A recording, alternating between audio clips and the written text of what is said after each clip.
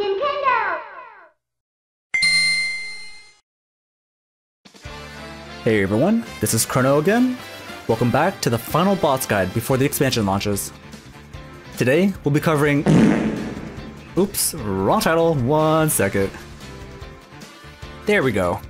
Today, we're covering Broodkeeper Diurna, the penultimate boss in the Vault of the Incarnates raid on Heroic and Mythic difficulties. This is a hectic cleave fight, so if you were hoping for a fight with lots of targets at DPS, Blizzard's got you covered. Once again, footage in this video is from beta raid testing and is subject to change. That being said, let's get into it.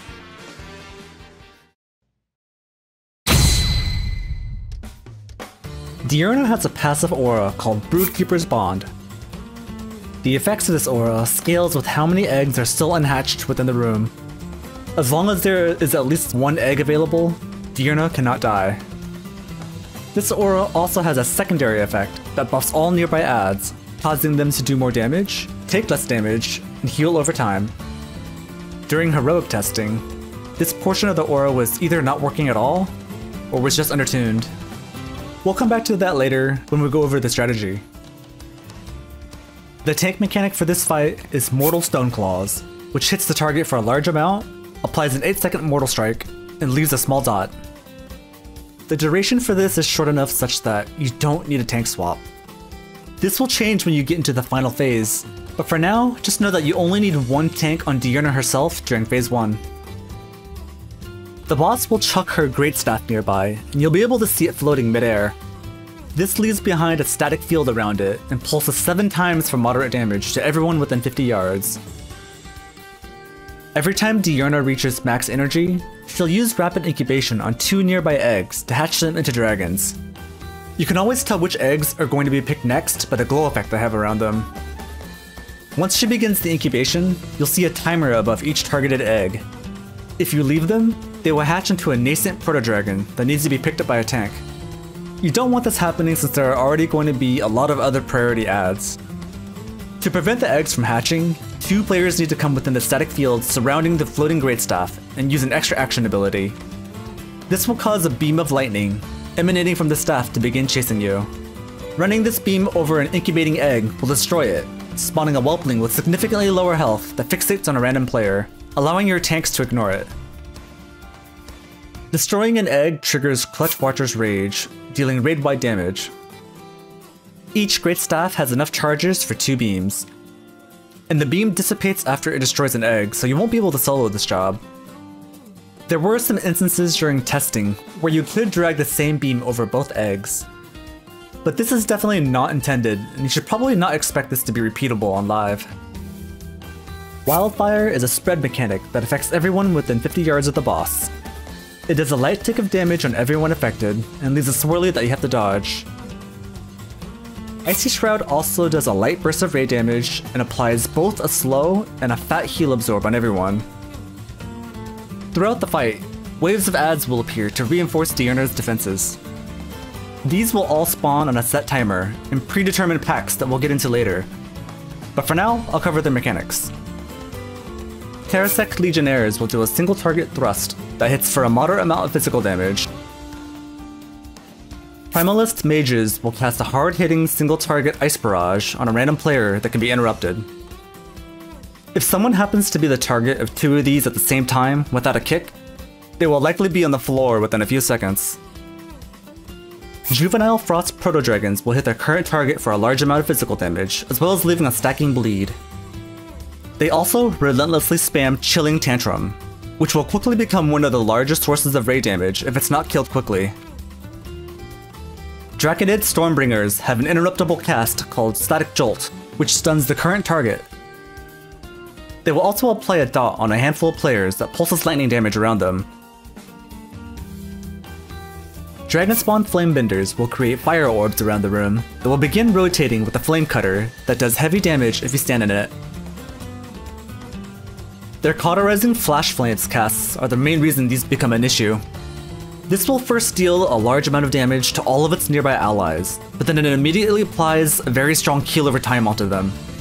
These need to be magic dispelled as soon as possible. So dust off your Mass Dispel and Purge buttons and get to work. Terrasec Earth Reavers will hit the current target for a large amount of physical damage, as well as leave a stacking debuff that increases physical damage taken. They will also occasionally begin revving up a frontal cone that stuns anybody hit for 4 seconds. By themselves, they're somewhat annoying for the tank, but they can become a big issue if the tank currently has a lot of adds on them.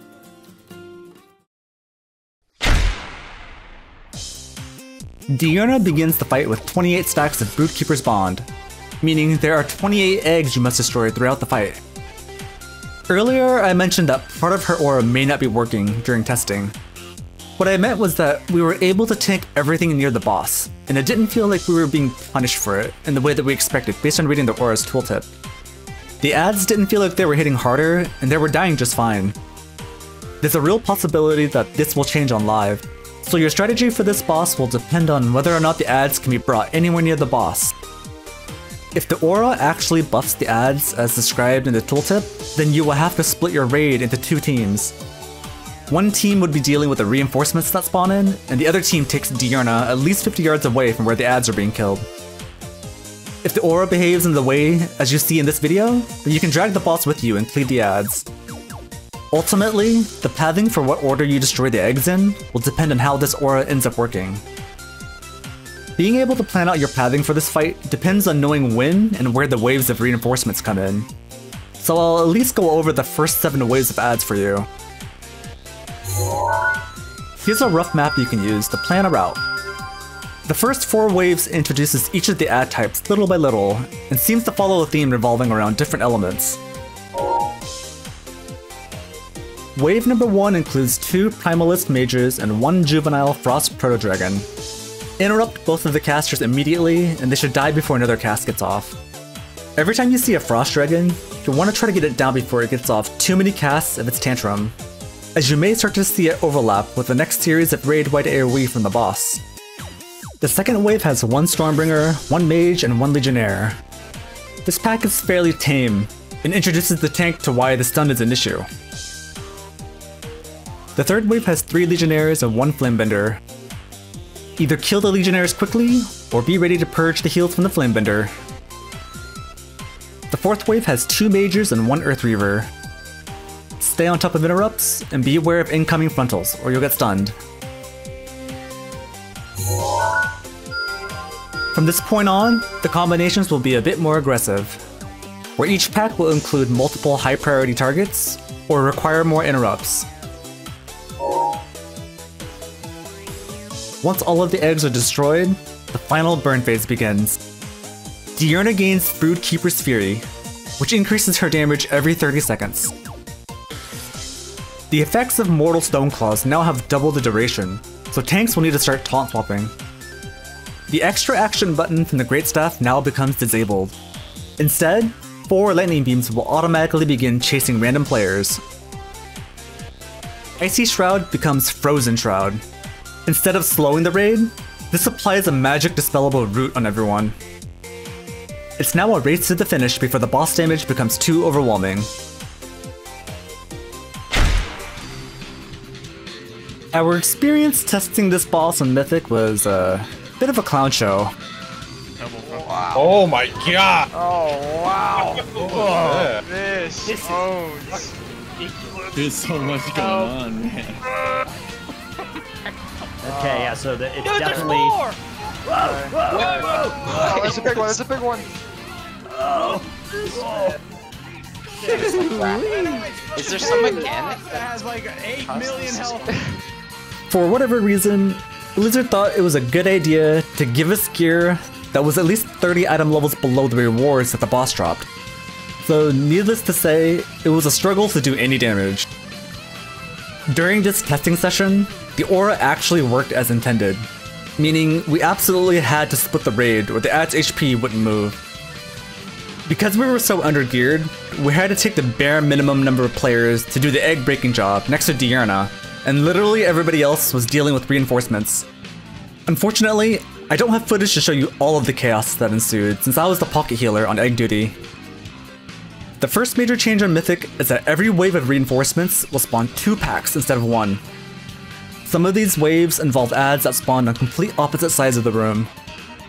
Wildfire and Mythic will create an extra flurry of smaller swirlies that you have to dodge. Every time the Great Staff is thrown, it leaves behind patches of electrified ground. On top of all of this, Diurna now applies Lingering Gaze on you while you're within 50 yards.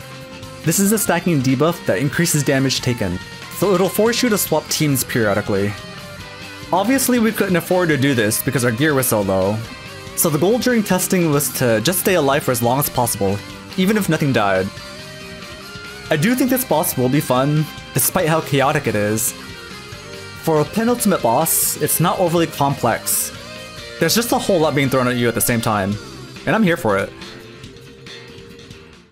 I hope you guys have enjoyed this boss guide series so far, and have found it helpful. They're a lot of work, but I did enjoy the process. I am interested in making more WoW content, so I'm all ears for suggestions, such as dungeon guides or healer guides. The raid opens in about 2 weeks, so I wish everyone the best of luck. I'll see you next time for the Razageth guide. Goodbye!